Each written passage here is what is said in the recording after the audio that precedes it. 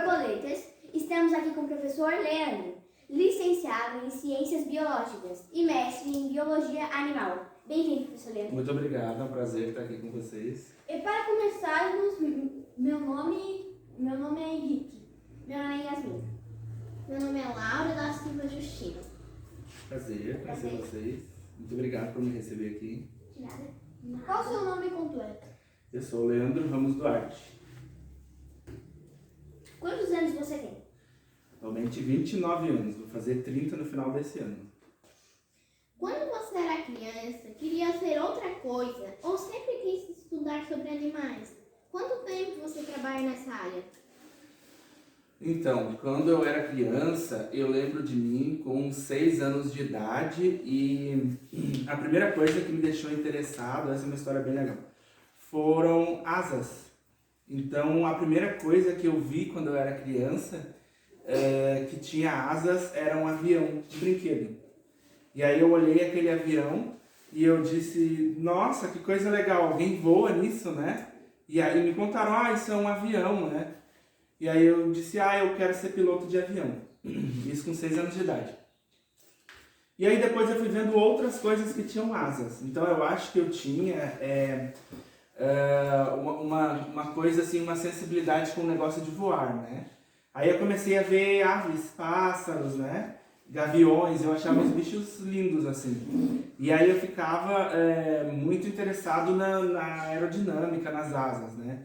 Depois teve uma época também que eu achava muito legal morcegos, porque eu achava que eles tinham asas diferentes. As asas deles são parecidas com mãos, né? E aí, por último, eu comecei a prestar atenção em borboletas, tá?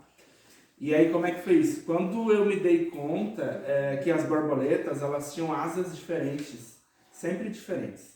Enquanto os outros bichos tinham o mesmo tipo de asa, cada borboleta apresentava uma asa diferente, com desenhos estranhos, que não faziam sentido nenhum, mas que eu queria descobrir por que aqueles desenhos estavam lá.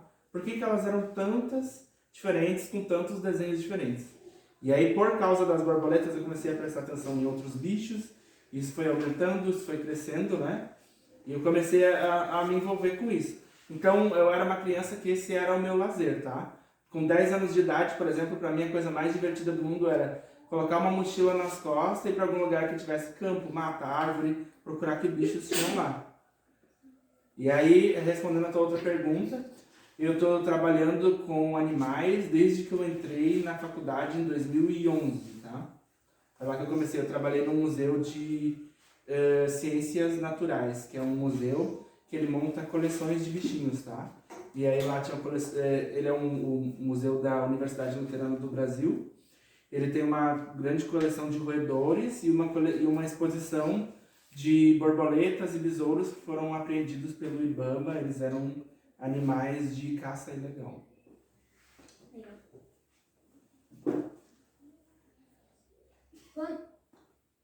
Quando você decidiu que queria ser especialista em animais, com quantos anos você se tornou especialista em borboletas? Tá, então, desde a infância, que eu descobri que era a profissão biólogo, né? Eu já pensava em trabalhar com animais, né? Mas era aquele pensamento de criança. Alguém me disse, existe essa profissão biólogo, e aí eu já ficava assim, mãe, eu quero ser biólogo, né? Quando eu crescer. E quando eu fui terminando ali o ensino médio, que isso estava já um pensamento mais concreto, né? Eu disse, não, eu vou ser honesto a mim mesmo, eu sempre quis isso, eu vou fazer uma faculdade de biologia. E quando eu entrei na faculdade, eu já gostava muito de borboletas. Eu queria trabalhar com borboletas, mas eu não podia trabalhar com borboletas. Por quê? Trabalhar com borboletas ou até estudar borboletas é uma coisa que tu pode querer, mas não é uma coisa que tu pode sair fazendo, porque não existe um curso de borboletas. Não existe uma disciplina de borboletas. Entende? Que nem a gente tem português, matemática, geografia. Não tem uma matéria que vai estudar só borboletas. Então, entre 64 matérias que eu estudei na faculdade, 2 delas eram de zoologia, que estudam os animais. E dentro delas ainda pouco se via sobre borboletas, né? Então, eu descobri que era no mestrado que eu ia poder me especializar em um grupo de animais. E aí eu já fiz a faculdade pensando em fazer o mestrado com borboletas. Aí quando eu comecei no mestrado, eu já tinha bastante conhecimento. Mas foi aí que eu comecei a literalmente ser um pesquisador de borboletas. Borboletas fazem a polinização de uma flor para outra. Mas como? Assim, as flores, a gente pode dizer que elas são estruturas atrativas, né? Já voltadas para que aconteça essa reprodução das plantas, que é a polinização. Então a gente começa a pensar assim, ó, lá atrás, há milhões de anos atrás, quando surgiram as plantas com flores, os insetos foram os bichos que tiveram especializações na boca, a gente chama isso de peças bucais, para eles conseguirem extrair os alimentos dali. E aí, essa relação dos insetos com as flores, ela começou a se tornar tão forte ao longo do decorrer dos anos, que ela começou a apresentar uma variedade de formas e cores para os dois lados. Vai ter várias flores diferentes e vários insetos que exploram flores diferentes, tá? Então eles são dois grupos que eles têm uma relação antiga e eles vieram evoluindo juntos na história do tempo, tá? Até a gente ter o que a gente tem hoje. Aí a gente tem ali nas flores as estruturas carregadas de pólen, tá? Que são os grãos que vão fazer a reprodução de uma planta para outra. Quando um bicho vai ali se alimentar do néctar da flor, veja bem, e a flor ela oferece um recurso para um bicho que é muito interessante, que é um recurso alimentício doce, né? Então a flor sabe, não é que a flor sabe, a flor funciona de maneira que ela está preparada para receber um visitante floral ali, que é o que ela tem a oferecer, que é o néctar, né? E aí esse visitante floral, ele pode ser atraído por várias coisas. Ele pode ser atraído pelo cheiro, vocês já viram que tem flores com cheiros bons, né? Ele pode ser atraído pela flor, não é, pela cor, não é à toa que as flores são coloridas, com formatos bonitos, né? Algumas são muito chamativas, né?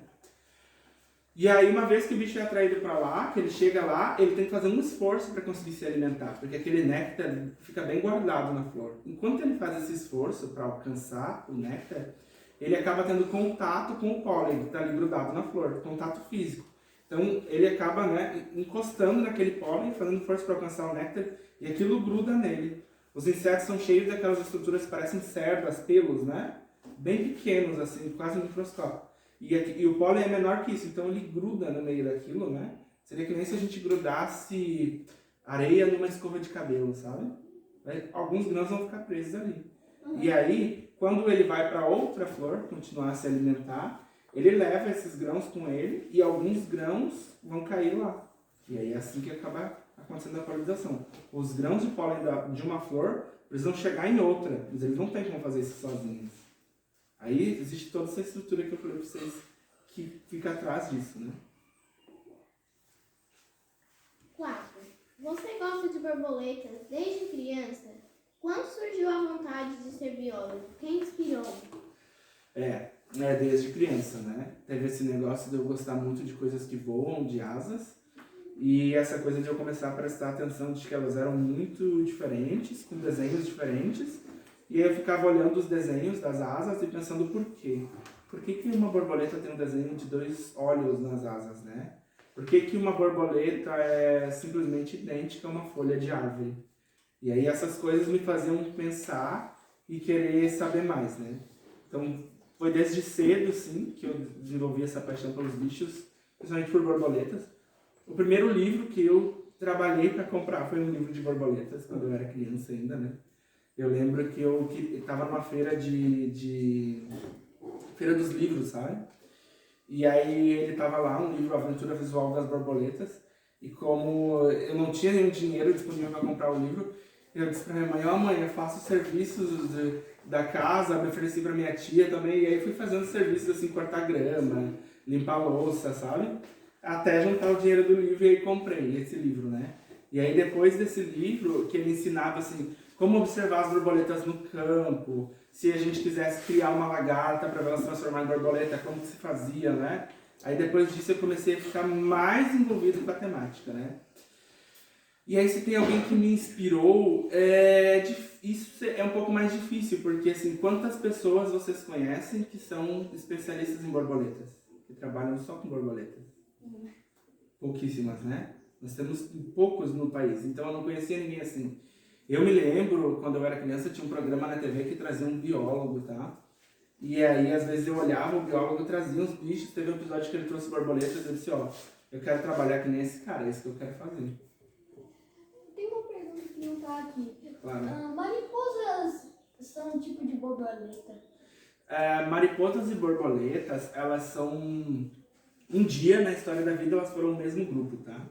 Elas eram tudo uma coisa só. O que acontece? As mariposas são um grupo muito maior que borboletas. Para vocês terem uma ideia do que quer dizer muito maior, a gente tem ideia de que a gente tenha por volta de entre 15 a 20 mil borboletas no mundo. Isso já é bastante. Mas quando a gente compara com mariposas, a gente vai descobrir que a gente vai ter por volta de 150 mil mariposas no mundo, né? Tem bastante. E elas são muito variadas, de tamanho, de cor, de forma, né? De comportamento, talvez, se a gente for estudar elas. O que acontece? Borboletas é um grupo que saiu de dentro do grupo mariposas. Então, tu imagina que borboletas são mariposas que passaram a viver de dia e como no dia a cor é mais importante do que na noite, porque ela aparece mais, começou a ser mais valioso ter coisas envolvendo cores, entende? E aí por isso que o grupo borboletas começou a ser todo muito colorido. Tem a ver com isso. E o que as borboletas comem? Assim, quando a gente começa a estudar de forma mais rasa sobre as borboletas, a gente vai direto lá nos pensamentos de que as borboletas se alimentam do néctar das flores, né? Isso é verdade. A grande maioria delas se alimenta do néctar de flores. Mas quando a gente começa a estudar a fundo o que borboletas comem, a gente vê que elas se alimentam de várias outras coisas também. Por exemplo, dentro do grupo borboletas, a gente tem uma guilda, tá? Que é um tipo de grupo. A gente só agrupa eles por preferência alimentar, que são as borboletas frugívoras, tá? Elas se alimentam de frutas. Mas aí tu pensa, tá, a borboleta, o aparelho bucal dela é parecido com um canudinho. Ela suga líquidos, tá? Ela não pode mastigar, ela não tem um aparelho para mastigar. Como que ela come uma fruta se ela não pode mastigar? Então aí que tá, ela se alimenta da fruta num momento muito especial da fruta, que é a fruta que caiu do pé. Então a fruta ela cai do pé no chão e ela começa a fermentar, e começa a estragar aquela fruta. E aí o cheiro da fermentação, da fruta estragando, começa a chamar a atenção das borboletas. Vocês já viram que elas têm antenas? Elas captam os odores do ar pelas antenas. Então, as antenas vão mostrar para elas a direção do alimento, tá? E aí quando elas chegarem lá, aquele fruto fermentado, ele começa a se tornar mais líquido, né? Quando ele começa a estragar, ele faz mais suco ali dentro. E aí ela suga aquilo, e aquele fruto começa a se abrir. Então a gente tem essas borboletas frugívoras, tá? Elas são de uma família chamada Nymphaeidae, elas se alimentam dessas frutas. A gente tem todas as outras que se alimentam do néctar das flores. E a gente tem ainda borboletas que sugam um resto de qualquer coisa que exista por aí. E quando eu falo isso, não é brincadeira. Por exemplo, a gente tem registro de borboleta que pode ser capaz de tomar suor. Suor tem sal, uma substância salgada. Então ela pode se alimentar. Lágrimas. Tem registros na Amazônia de borboletas sugando lágrimas de tartarugas. E tem uma foto vencedora de um concurso de fotografia, que é um crocodilo no meio de uma lagoa, e ele tem muitas borboletas na cabeça dele, parece que ele está usando um cocar de borboletas, né? Elas estão ali sugando as lágrimas e talvez algum líquido que fica na pele dele, né? Cerca de nervos salgados, né? Pode ser também, pode ser também. Borboletas nascem de ovos, em cima de folhas de couve. Mas existem borboletas que não nascem como lagartas? Não. Todas as borboletas nascem como lagartas. Isso é uma regra que pega em todas elas, tá? Sempre que vocês verem um bicho que a gente pode chamar de larva, né? Saibam que ele é a forma jovem, um filhote de um inseto que tem asas. E ele vai se transformar num bicho que tem asas, tá? E aí, começa a pensar assim, por exemplo, a mosca que põe lá o coró, sabe? É que nem a borboleta, é uma larva que se transforma Isso, é uma larva que se transforma num bicho com asas. Os besouros também têm larvas, só que as larvas do besouro, elas são crípticas. O que é isso? Ficam sempre escondidas, ou dentro do solo, ou dentro de frutos, ou dentro de troncos. É muito mais difícil a gente ver uma larva de besouro. As abelhas têm larvas, só que as larvas das abelhas ficam dentro da colmeia. dentro das favas, né? Lá que elas são alimentadas. Nem todos os insetos têm larvas, tanto que a gente pode dividir os insetos em dois grupos, tá? Os que têm um desenvolvimento direto, a gente chama isso de semi-metamorfose. Por exemplo, o gafanhoto, a barata, eles não têm larvas. Só que quando eles são jovens, eles não têm asas, eles desenvolvem só as asas. E aí tu tem o grupo dos metamorfose completa, que entra a borboleta, a abelha, a mosca, o mosquito. Vocês já viram a larva do mosquito, aquela larva que é aquática? Eles botam larva na água, o mosquito, né? São campanhas de prevenção de dengue, também pra gente não deixar foco de água parada, para o mosquito não colocar o ovo, né? Por isso, a larva do mosquito explora a forma aquática e o mosquito explora a terra, o ar, né? Então, olha só que interessante. Por que eles têm esse desenvolvimento desse jeito? É uma estratégia de sobrevivência, porque nunca os adultos vão competir com os filhotes. Eles exploram dois momentos da vida, dois ambientes completamente diferentes. Isso coloca eles na frente dos outros numa corrida pela vida, na jogada de sobrevivência, né? As borboletas são assim. Por exemplo, tu tem a borboleta Heraclides stoas, que é uma espécie de borboleta da laranjeira. A lagarta da borboleta vai estar lá comendo as folhas da laranjeira. Mas a borboleta adulta, ela vai estar voando nesse mesmo local, se alimentando do néctar das flores e fazendo a polinização daquela mesma árvore. Então tem um equilíbrio, né? Se a larva está lá comendo e causando danos, por outro lado, o adulto está contribuindo com um benefício, ajudando na polinização daquela planta.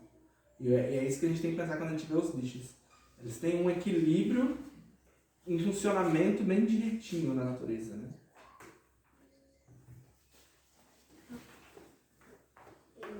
Qual a sua espécie de borboleta favorita? São tantas, tá? Eu vou dizer pra vocês que, assim, quando eu fiz o mestrado, eu trabalhei com uma borboleta de mata de serra, tá? Então ela ficava num local bem alto, que são as serras, né, do Rio Grande do Sul. E ela é uma borboleta muito camuflada. Se conhecia a borboleta há muito tempo, mas ninguém nunca tinha visto a lagarta. E meu trabalho do mestrado era isso. Eu queria mostrar a lagarta e tentar entender como uma borboleta que era tão camuflada sobrevivia dentro da floresta o inverno inteiro. Porque ela é uma borboleta de inverno, olha que interessante. Em vez dela voar no verão, que nem as outras, ela voava escondida no frio do inverno. Num lugar onde às vezes a temperatura fazia -1, -2 graus. E nem passarinhos estavam voando nessa temperatura e tinha uma borboleta solitária voando por lá. E aí, querendo entender o ciclo dela, eu fui lá estudar. E eu comecei a gostar muito de borboletas camufladas e de prestar atenção em borboletas que têm estratégias de defesa, de sobrevivência, né? Mas, voltando para essa pergunta, um dos grupos de borboleta que eu comecei a gostar mais quando eu conheci um colega de trabalho são o grupo Lycaenidae, tá? É uma família de borboletas que interage com formigas. E a história delas é muito incrível. Tem vários tipos de interação. Por exemplo, algumas das lagartas das Lycaenidaes funcionam assim. A borboleta coloca o ovo perto de um formigueiro. E aí a formiga encontra a lagarta jovem, recém-saída do ovo, e aí a formiga vai antenar aquela lagarta, né? Porque a formiga enxerga o mundo pelas antenas, de uma forma mais percebendo cheiros do que a visão. Caracol também. Oi? Caracol. É que as antenas do caracol são os olhos dele. Aí ele tem o que a gente chama de olho pedunculado, é que nem o siri. O olho fica na ponta de uma estrutura, entendeu? Uhum. Dos insetos, não. Aquilo não é o olho, aquilo é como se fosse o nariz, assim, falando de grosso modo. Né? É o modo com que ele percebe os cheiros do ambiente, né? E aí, as formigas, elas percebem muito o mundo pelas antenas, pelos cheiros. E aí, a lagarta da borboleta, dessas borboletas dessa família Lycaenidae, elas vão estar se alimentando na planta, mas quando ela se alimenta na planta, ela produz um tipo de substância açucarada numa glândula das costas. E a formiga, ela se alimenta desse açúcar. E as formigas passam a proteger essa lagarta de borboleta. Então elas montam um guarda em volta da lagarta. Sempre que 3 saem dali, outras 3 chegam para proteger. Elas tratam a lagarta como se fosse um recurso dela. Então elas ganham a substância açucarada da lagarta. E o que a lagarta ganha em troca disso? Elas não deixam nenhum bicho chegar perto daquela lagarta. Elas protegem ela de qualquer outro predador. de uma aranha, de uma vespa. É tipo um combinado. É tipo um combinado. É uma troca onde os dois lados têm benefícios.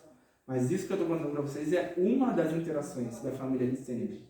Existe um outro caso em que a lagarta engana as formigas. Ela consegue mascarar o cheiro da formiga, ela copia o cheiro da formiga. Quando a formiga encontra a lagarta, sabe o que a formiga pensa?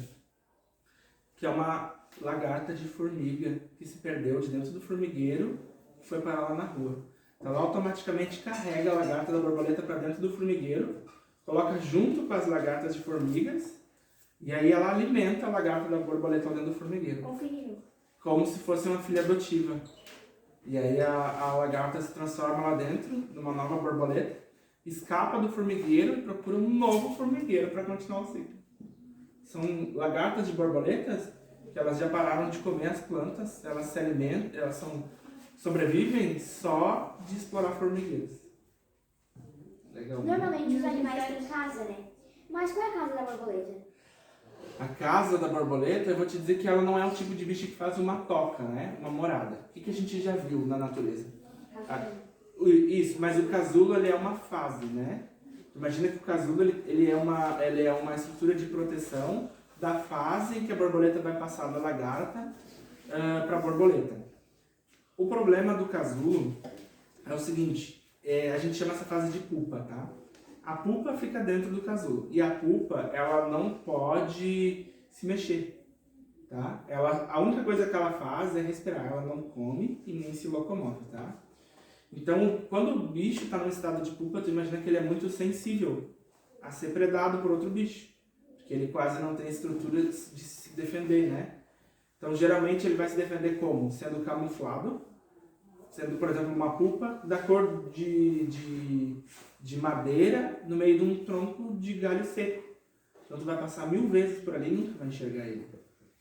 Ou uma estrutura de proteção, que aí são os casulos. Aí sim, nesse caso é uma estrutura. Os casulos eles podem ser construídos de seda, de restos de galho, mas geralmente quem constrói os casulos são as mariposas, tá?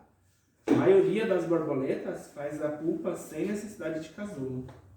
E aí a pupa ela é um bicho mesmo, só que ele não se mexe e nem come, só fica ali respirando até se transformar. Meus insetos favoritos são aranhas e formigas.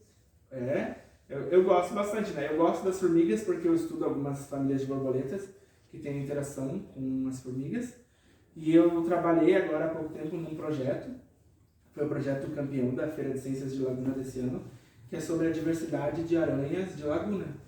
E aí a gente está fazendo uma lista de todas as aranhas que a gente encontra, tentando identificá-las a nível de espécie, para que a gente possa conhecer quais são as aranhas que existem ali, quais são lá de cima do morro, quais são lá da beira da praia, quais são as que vão aparecer em casa, né? Então a nossa lista busca descobrir todas essas coisas. Diga. Professor Leandro, a borboleta da folha da couve, ela é uma borboleta branca, não é? Sim. Aí ela nasce em ovinhos amarelinhos e o casulinho dela é rosa, né? Pode ser rosa, pode ser verde, pode ser branco, e aí tu vai me perguntar como. A variação de coloração do casulo dela vai depender de onde ela fizer ele. Então ela tem células reservas dentro dela que vão trabalhar para colocar uma cor naquele casulo dependendo do lugar que ele tiver. Porque se ela faz um casulo rosa numa parede que é verde, aparece. E aí os predadores pegam aquilo, né? Claro, não é 100% perfeito. Eu já vi casulos de borboleta de uma cor completamente diferente da parede, ou do galho, ou da folha que eles estão, né? Às vezes o mecanismo falha, né? Mas na maioria das vezes ele é para fazer sentido com isso. É que eu já criei uma borboleta da folha de couve. Uhum. E aí ela era com o casulo rosa. A borboleta branca da couve, ela pertence a uma família de borboletas chamada Pieridae, tá? Quase todas as borboletas dessa família são brancas ou amarelas. Algumas, salvas de exceção. Borboletas brancas ou amarelas não têm tendência de ser camufladas. Elas aparecem bem, quase em qualquer lugar que elas estiverem, tá? E aí o que acontece? São borboletas de voo rápido, de área aberta. Elas voam muito forte, muito rápido, geralmente muito alto. Essa é a estratégia de sobrevivência delas. Elas investiram no poder de voo, no poder da movimentação. A borboleta da couve é uma desse grupo.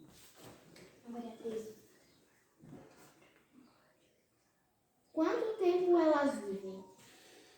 Assim, essa é uma pergunta que se faz muito quando a gente fala de borboletas, por causa que uma vez teve um comercial de televisão que falava sobre isso, né? Quanto tempo vive uma borboleta, né? E aí no final ele dizia que a borboleta vive 1 semana. Mas isso era uma informação estudada para uma única espécie de borboleta, e uma espécie de borboleta lá da Europa, tá? E aí a informação, não é que ela estivesse errada, mas ela foi passada como se isso fosse uma regra para todas as borboletas. E não é. Principalmente quando a gente começa a pensar assim, ó. Na Europa inteira, chega a ter por volta de 100 borboletas diferentes, espécies, né? E é muito grande a Europa inteira. 100 borboletas diferentes, espécies. Aí tu pega Santa Catarina. Vou diminuir mais, eu vou botar só Laguna, que é onde eu estou trabalhando, tá? Até agora eu achei 188 borboletas diferentes. Então só Laguna já vai ter quase o dobro das borboletas da Europa inteira. Eu tenho o projeto Borboletas de Santa Catarina. A gente está chegando ali a 600 espécies de borboletas diferentes, monitoradas dentro do projeto, tá? E aí, quando a gente fala em Brasil, é um dos lugares do mundo, talvez o lugar do mundo com maior quantidade de borboletas diferentes, maior diversidade de borboletas, tá? Algo que está indo para 5.000 borboletas diferentes. E aí, dentro de 5.000 borboletas diferentes, tu vai ter tempo de vida diferente. Porque se tu tem variedade de bichos, tu tem variedade no jeito em como eles funcionam na natureza. Eles não podem ser todos iguais, porque senão eles explorariam todos a mesma coisa, a mesma comida, o mesmo local, a mesma planta, entende? Então, eles conseguem ser muitos, porque eles têm muitos jeitos diferentes de explorar a natureza e a vida. E aí, lembra quando eu falei para vocês da borboleta que eu estudei lá no mestrado? E eu queria descobrir o ciclo dela? Uma borboleta camuflada, que vive mais no inverno. Pois então, uma outra menina, que se chama Vanessa Pedrotti, ela fez um trabalho onde ela ia ver as populações dessa borboleta e ela ia avaliar também o tempo de vida. E ela descobriu que essa borboleta tem o recorde no mundo inteiro, uma borboleta que tem o maior tempo de vida já visto como borboleta, sem contar as lagartas, tá? E aí isso dava em torno de 7 a 8 meses viva como borboleta. Essa espécie, se chama Tagetes iptima, o nome dessa espécie. Quando eu estudei o ciclo da borboleta, eu descobri que se a gente incluísse a lagarta e a pupa, ela fechava quase 1 ano inteiro de vida, né? E aí a gente tem uma coisa que é muito rara, que é uma espécie de borboleta univoltina. Ela vai fazer um ciclo de lagarta até borboleta só uma vez no ano, né? Isso é muito raro para borboletas. O que a gente tem de exemplos de borboletas vai completamente ao contrário disso. Mas aí a gente tem que começar a pensar nesse negócio de variedade. Nós vivemos num lugar que é muito rico em borboletas. Então se a gente tiver as exceções, provavelmente elas vão estar aqui dentro, entendeu? Qual as espécies mais raras e quais as mais comuns? Tá, assim, e isso é uma coisa bem difícil de dizer, tá? Porque o estudo de borboletas no Brasil, a gente poderia dizer que ele está na metade do caminho. Enquanto outros países já estudaram bem mais as borboletas que eles têm, no Brasil a gente não tem tanto estudo produzido disso ainda. Então a gente está no meio do caminho para descobrir isso. Então tu imagina que assim, talvez a gente está perto de conhecer todas as borboletas que a gente tem. A gente não conhece nem a metade das lagartas, de todas as borboletas que a gente tem no Brasil. Você precisa estudar muitas lagartas ainda, para saber qual é de qual, né? E aí, quando a gente vai falar de raridade, a gente, por exemplo, assim, as comuns, tá? E o que a gente vai ter de borboletas comuns? As borboletas que elas usam como planta hospedeira. O que é a planta hospedeira? É a planta que a lagarta vai comer. As borboletas mais comuns são as que têm as plantas hospedeiras cultivadas, que são as que a gente planta na cidade, ou as que a gente planta muito, até fora da cidade, tá? Porque a gente está fornecendo o alimento delas. Então a gente vai ter borboleta da couve, borboleta da laranjeira, borboleta da, sei lá, da arruda, sabe? Vocês que vão usar da goiaba. Plantas que a gente cultiva. Então elas vão ser as mais comuns. Aí a gente vai ter outras borboletas, por exemplo, a borboleta monarca do sul. Vocês já viram aquela laranja? Ela tem os riscos em preto e umas bolinhas brancas? Ela é uma borboleta bastante comum. E ela não usa nenhuma planta cultivada. Mas ela usa uma planta, que é um tipo de planta de menor porte, tipo uma erva, que dá nos campos. E é uma planta que se propaga com muita facilidade. Então a borboleta consegue ter bastante essa planta, entende? Por outro lado, as borboletas mais raras também vão estar associadas às plantas que são mais ameaçadas. Então são plantas que dão em locais difíceis, com necessidades difíceis de se alcançar, que talvez façam partes de ambientes degradados. E aí eu vou te falar até mais do que raridade. A gente vai falar de borboletas ameaçadas de extinção. Então a gente tem no Brasil, não uma, mas várias espécies de borboletas ameaçadas de extinção, tá? Inclusive uma delas ocorre aqui em Laguna. A borboleta Parides bunicus camissonia. Sim, é um nome imenso, tá? Mas ela... Oi? Parece de Paris, né?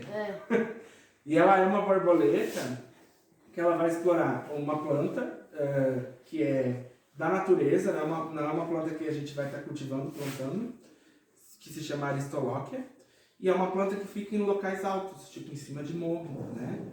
Então olha que combinação difícil. E ela tem outras competidoras borboletas que usam essa mesma planta. Só que elas fazem isso com um sucesso maior. Eu te diria que elas são competidoras mais fortes. E aí, além da borboleta explorar uma planta difícil, de um lugar difícil, ela tem competidoras mais fortes que ela. Então, olha o quanto ela fica pressionada, né? O que acaba acontecendo? A borboleta começa a ficar ameaçada de extinção. E aí a gente tem um bicho que nem esse aqui, que a gente tem as últimas populações nessa costa de Santa Catarina, Garopaba, Floripa e Laguna. E aí tu não tem mais a borboleta em nenhum outro lugar do mundo. Quem quiser ver ela, tem que vir aqui. Então a gente tem isso, né? As borboletas comuns, associadas às plantas comuns cultivadas, e as borboletas mais raras, algumas até ameaçadas de extinção, por causa do ambiente delas, que é frágil e vem sendo degradado. A borboleta que tem um oito na asa, ela é rara? Ela não é nem muito rara, nem muito comum. Por exemplo, o status de conservação dela ainda é ok, não é considerada ameaçada de extinção, mas ela é uma borboleta que tu não vai ver todo dia, porque as plantas que ela usa são plantas que têm menor quantidade.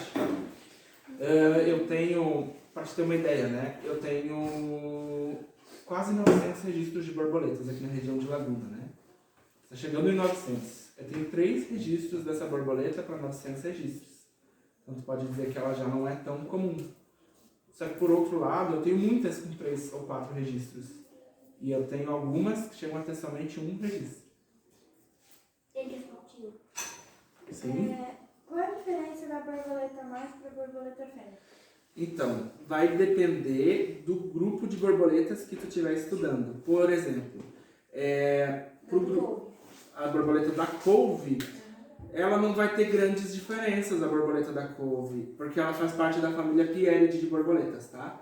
Aí a gente tem uma coisa que a gente chama de dimorfismo, que é o quanto tu muda a forma do macho para fêmea, tá? A família Pieride tem pouco dimorfismo, então o macho e a fêmea são muito parecidos, tá? Tu vai ter que fazer uma análise quase mais laboratorial nelas para poder separar ali qual é macho e qual é fêmea. Mas isso não é regra para todas as famílias, tá? Por exemplo, lá nos glicêndios, eles têm uma estrutura na parte de cima da asa, que é uma bolinha preta, literalmente uma bolinha. Que só o macho tem essas bolinhas pretas na parte de cima da asa. Aí eu não lembro agora o nome da estrutura para te falar, porque é um nome complicado, tá? Lembrei, é androcônia. E aí essas androcônias, elas são para feromônios. O macho libera um tipo de cheiro, que é um feromônio, pelas androcônias, para atrair e conquistar a fêmea. E as androcônias, elas vão mudando de uma família de borboletas para outra. Por exemplo, em algumas borboletas da família que é a mais comum que a gente tem, que é a Nymphalidae, elas são que nem se fossem franjas, parecem Nem uma franja de cortina na borda da asa tem aqueles pelos ali, né? E aquilo ali é androcônia. Porém, para outras borboletas, tu tem o dimorfismo acentuado. Vou te dar um exemplo interessante disso. A gente tem uma espécie que ocorre em cima dos morros aqui de Laguna, que é a Micelia orsis, o nome da espécie. Nessa espécie, as fêmeas são pretas, completamente preta a asa dela, com várias marcas em branco. E as marcas são bolinhas e risquinhos. Muitas marcas assim, tá? Só que o macho dessa mesma espécie é completamente azul. Mas um azul muito azul, tipo azul, assim, de um oceano de água rasa, sabe? Muito bonito, com as marcas, as mesmas marcas em branco que a borboleta fêmea tem. Só que ali eles mudam completamente de cor. Tem um grupo de borboletas chamado Morfine, tá? Esse grupo de borboletas, todos os machos são azul, muito forte a cor de azul, e as fêmeas têm uma tendência a ser mais camuflada, ou elas são marrom, ou um amarelo escuro, elas são um amarelo palha, sabe? Aí essas são as que a gente chama de dimorfismo acentuado. Quem mais tem pergunta? A borboleta branca, ela tem alguma coisa de diferente? A borboleta branca, se ela tem alguma coisa diferente, deixa eu pensar para te dizer. Ela tem uma característica na lagarta que é um pouco mais rara dentro de borboletas. Olha só, quando as borboletas botam ovos, elas podem explorar dois tipos de estratégias diferentes, tá? Que é o ser solitária ou ser gregária. Solitária, a borboleta escolhe uma planta, ela põe um ovo naquela planta. E ela vai embora e ela vai escolher outra planta da mesma para pôr outro ovo. Então ela espalha as lagartas numa planta e na outra.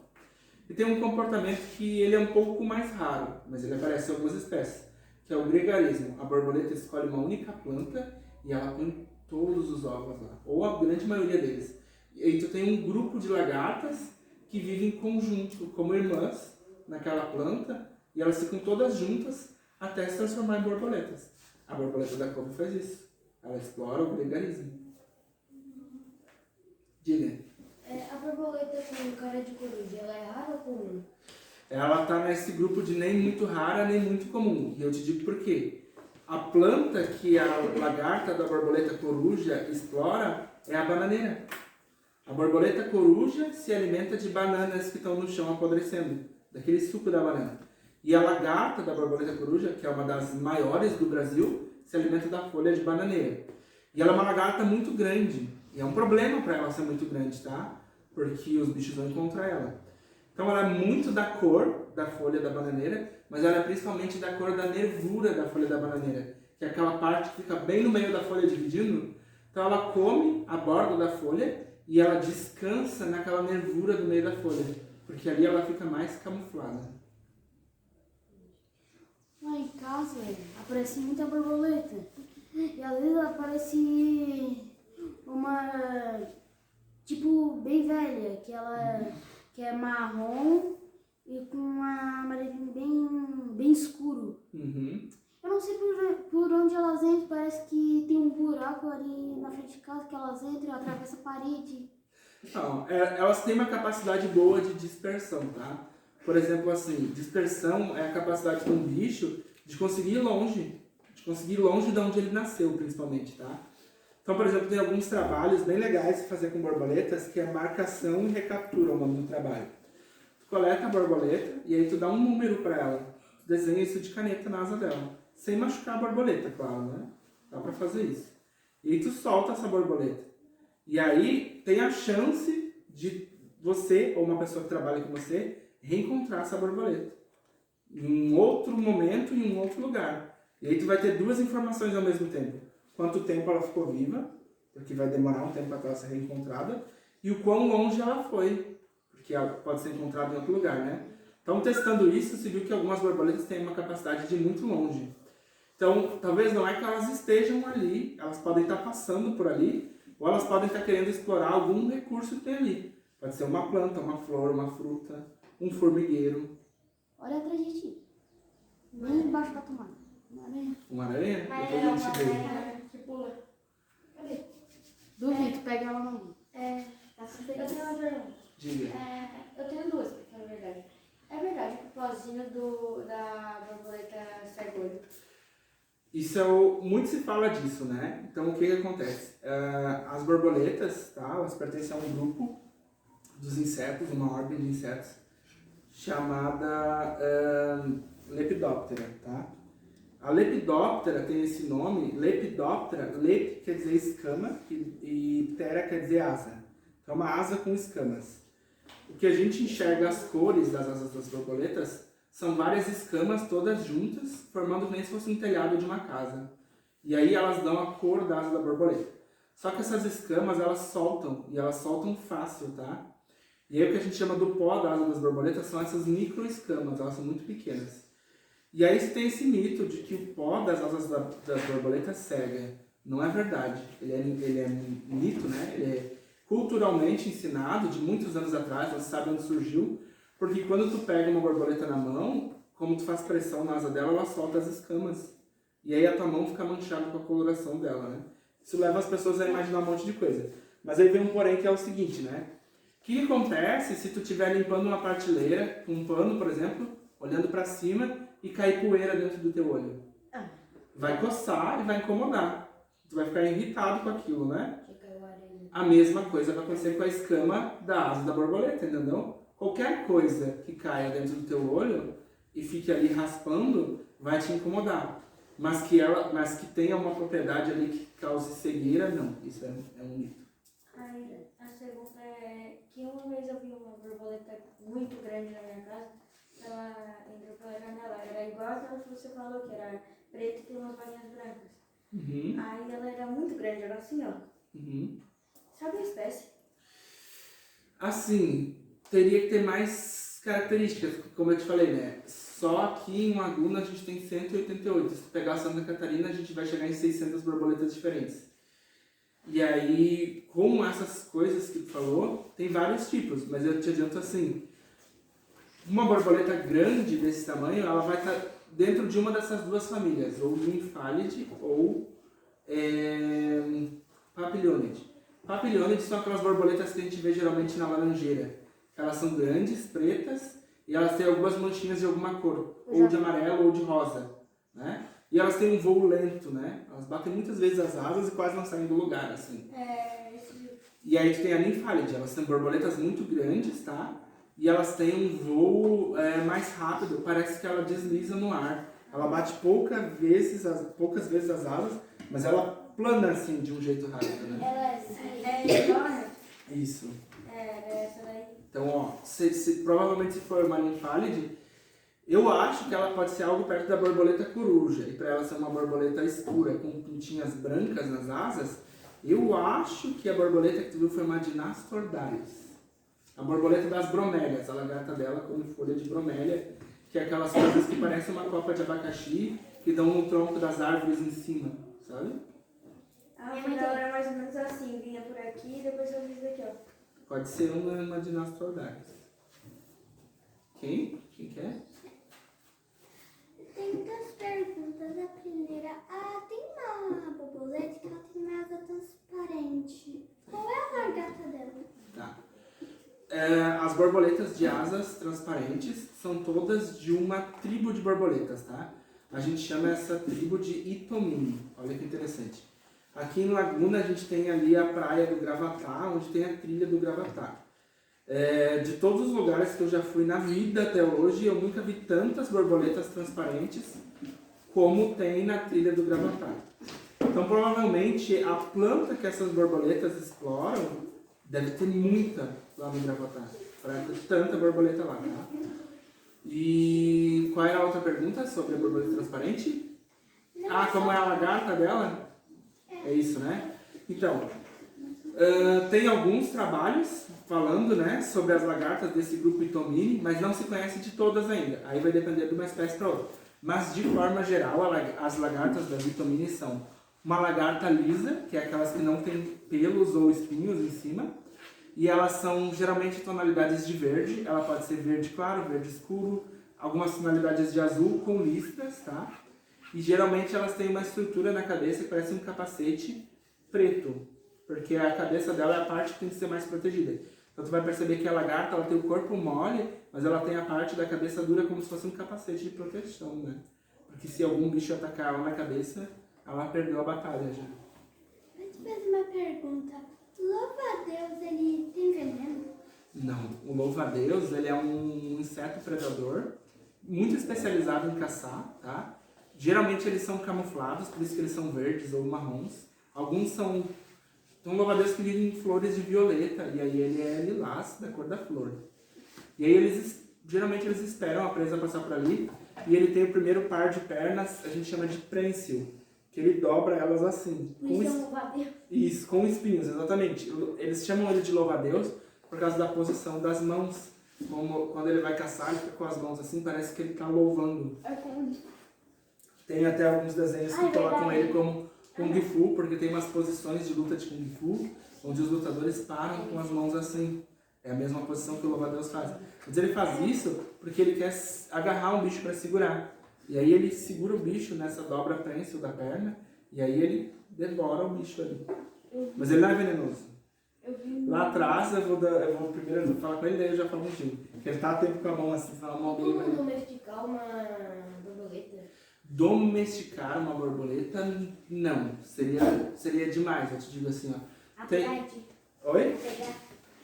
Assim, a gente consegue capturar uma borboleta, né? Mas no momento em que tu liberar ela, ela vai voar e vai ir embora. Porque ela tem a inteligência dela e as coisas que ela entende e quer são muito básicas, né? Então ela quer voar por aí, encontrar uma planta hospedeira, encontrar um recurso alimentar. E aí, por exemplo, assim, ó, domesticar a borboleta não é possível. O que é possível é tu fazer a criação de uma fase ou até a criação da borboleta. Para tu criar as lagartas é mais simples, né?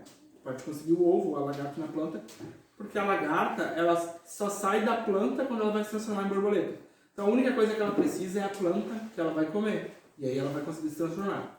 A borboleta é bem mais complexa, né? Ela precisa voar, ela precisa encontrar um parceiro, ela precisa encontrar a flor que ela vai se alimentar, ou a fruta. Ela precisa encontrar a planta onde ela vai botar os ovos.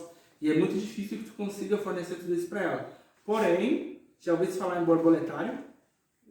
Borboletários tem alguns no Brasil. Ela é uma casa de vidro muito grande, muito grande, construída para as borboletas poderem viver lá dentro e tu poder ver elas de perto. Então os borboletários, eles conseguem... Isso, eles conseguem criar a borboleta a todas as fases lá dentro. Só que lá dentro de uma casa. Mas aí eu te digo assim, não é que ela seja domesticada, né? Ela não vira uma parceira nossa. Ela só consegue viver ali dentro. Diga. Uma vez eu tava andando na rua, daí eu vi uma borboleta passando assim, e eu consegui ver que era uma pele, a pele dela, a asa, era meio que um rosa claro e umas bolinhas. Uhum. É raro de se ver.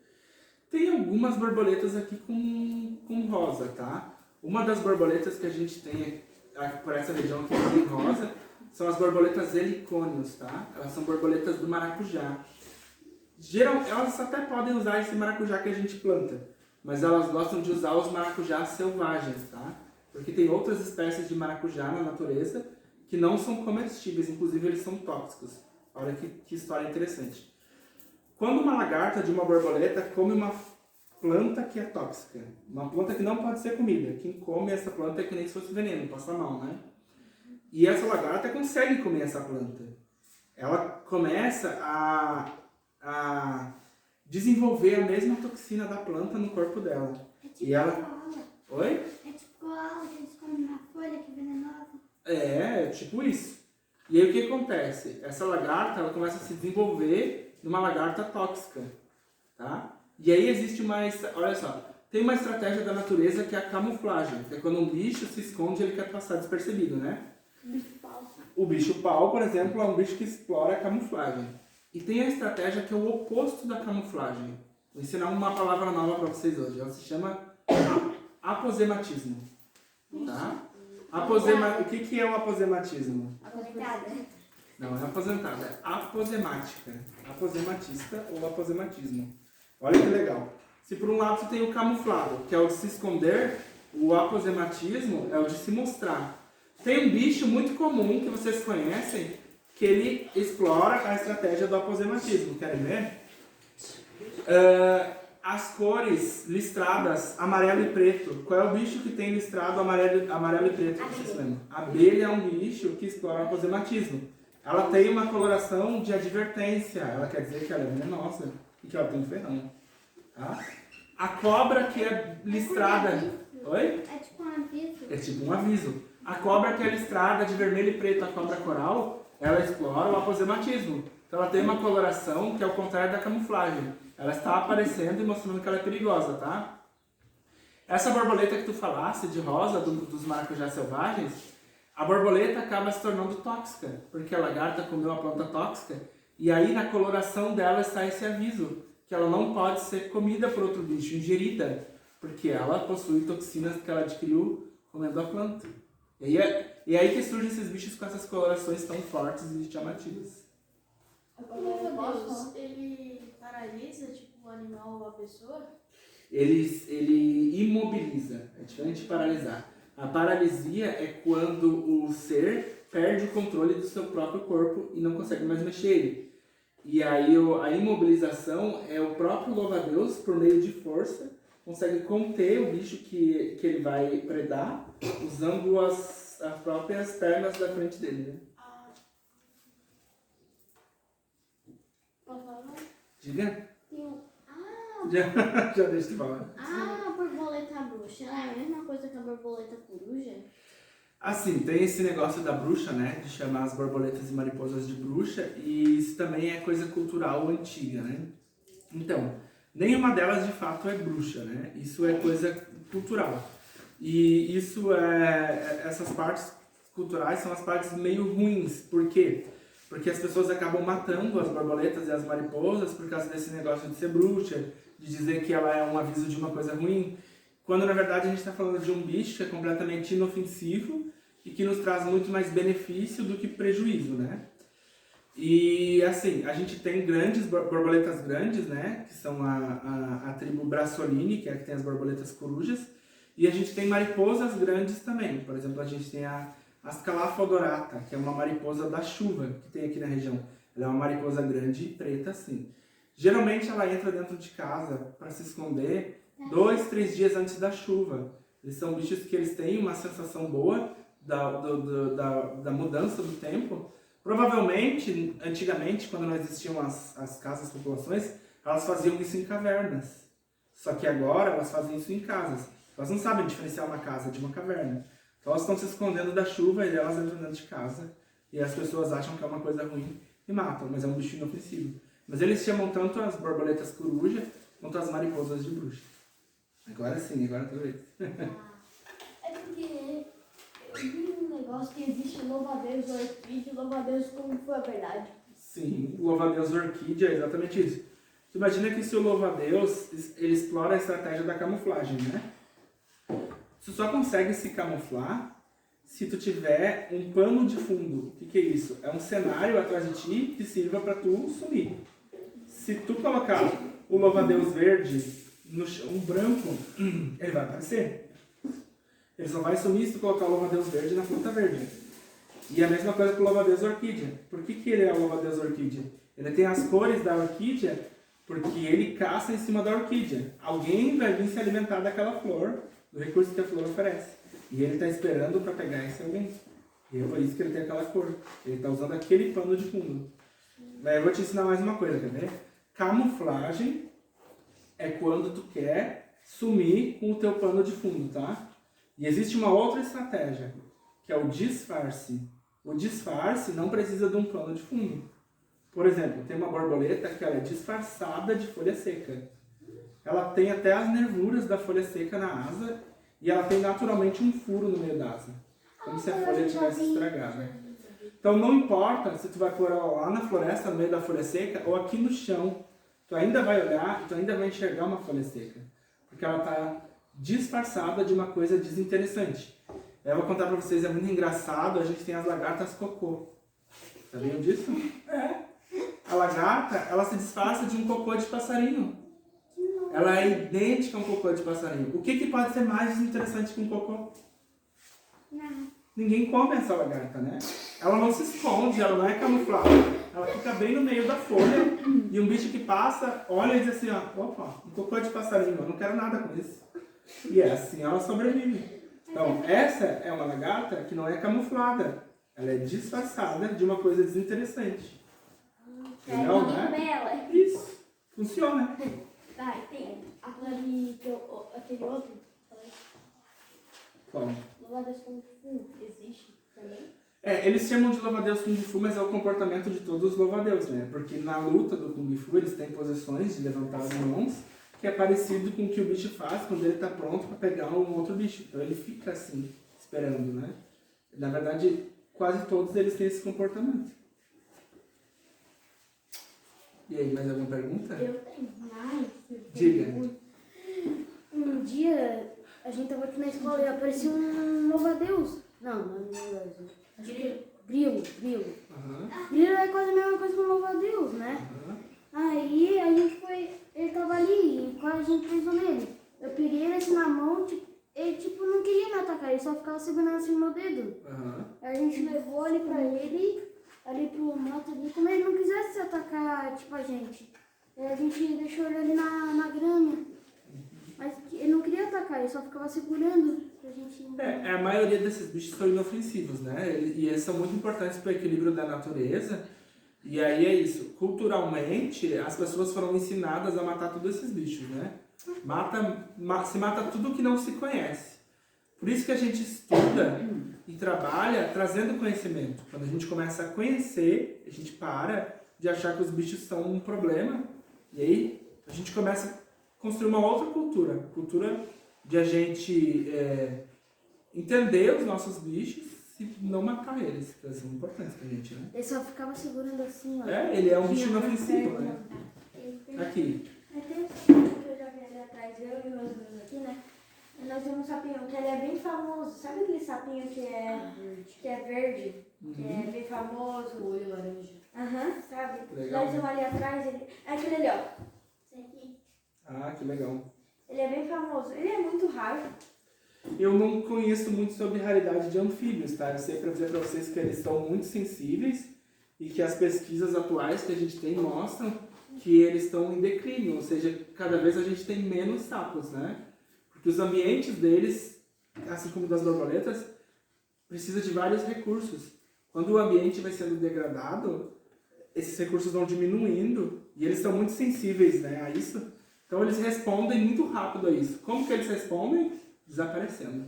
Cada vez a gente tem menos sapos, né?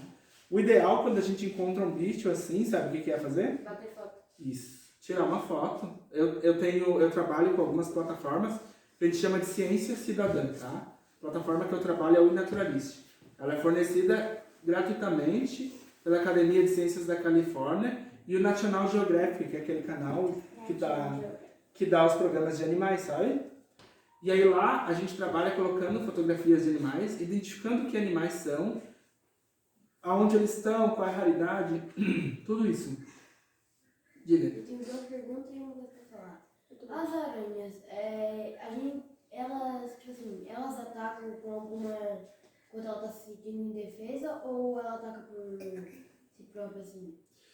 Elas atacam para se defender, tá? Elas atacam bichos do tamanho delas para se alimentar, claro. Não, mas tipo, As pessoas, elas atacam como para se defender, sim. E aí a gente tem assim, a maioria das aranhas, a grande maioria das aranhas, elas são venenosas, mas os venenos delas não são ativos na gente, ou seja, eles não nos causam nenhum prejuízo, exatamente, né? Aí a gente tem poucas espécies que sim, elas são muito venenosas, né? E aí tu pergunta assim, ela ataca quando ameaçada. Assim, a maioria das aranhas só vai chegar a te picar se tu acabar pressionando ela sem querer, sem ver a aranha, né? Mas a gente tem uma espécie que ela tem uma fama ruim porque ela tem um comportamento ruim, que são as aranhas armadilhas, né? Não, as aranhas armadilhas brasileiras, é uma aranha brasileira que ela tem uma tendência, quando ela se sente ameaçada... Ela fica assim, ó. Isso, ela se equilibra nas pernas de trás e levanta as pernas da frente, faz assim, né? E ela é uma aranha que ela se sente ameaçada muito fácil. A gente chama isso de comportamento agressivo.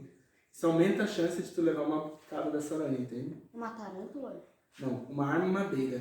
A tarântula pertence a uma família de aranhas muito grandes, né? Assim, é uma tarântula assim, ó. Mas as armadeiras, uma armadeira fêmea pode ser uma aranha Assim, muito que grande vive também. levando Né? duas pernas assim, ó. Isso pode ser uma armadeira. Eu tenho uma fobia de aranha tão grande que eu não consigo olhar pra uma foto que já fico suando. Eu também. Aqui, Eu posso falar? e daí já vou pra ti, tá? Ô, professor, Oi. não tem aquelas borboletas? As que tu falou que tem pontinho, tem 8, né? Aham. Tem laranja.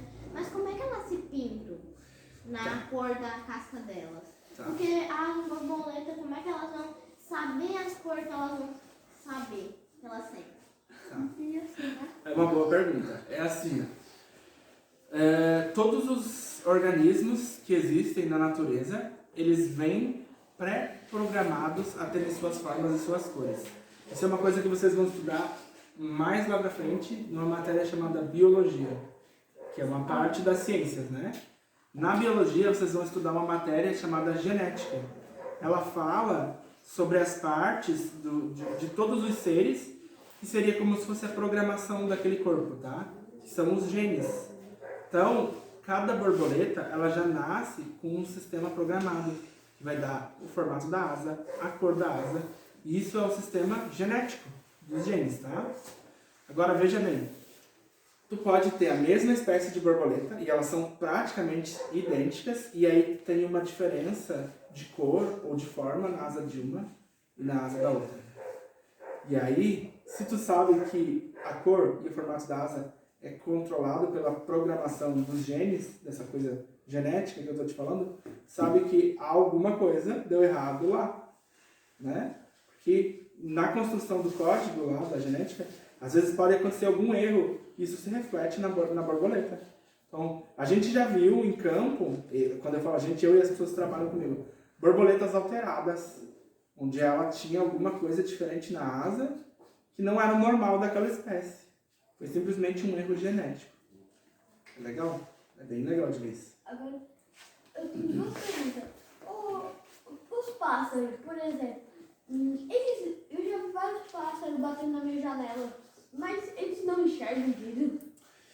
Eles enxergam, mas pode acontecer deles não enxergarem. Eles estão voando bem rápido. É igual com a gente. Imagina que tu está saindo correndo com pressa de um shopping e tu não percebeu que a porta era de vidro.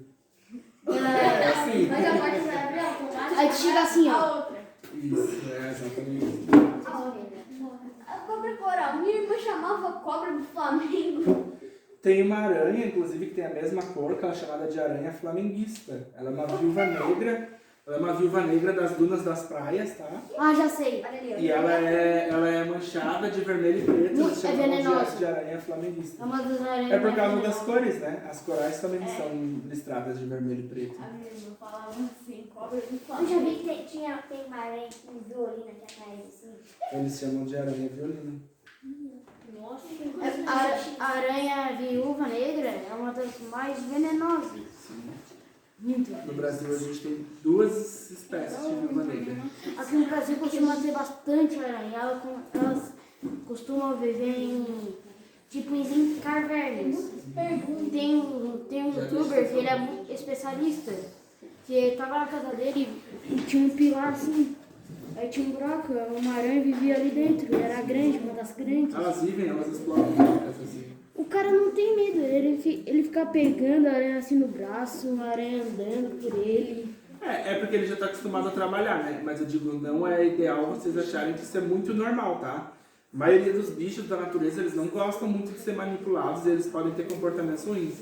Assim como nós temos personalidade, vocês sabiam que os animais têm personalidade? Tem um estudo feito com aranhas caranguejeiras que mostram que elas têm personalidades. É verdade. Tu pode encontrar uma aranha que seja dócil e tu pode encontrar uma aranha que esteja de muito mau humor naquele dia. Com licença, professor. A gente vai precisar encerrar o podcast. Foi muito bom o senhor ter vindo.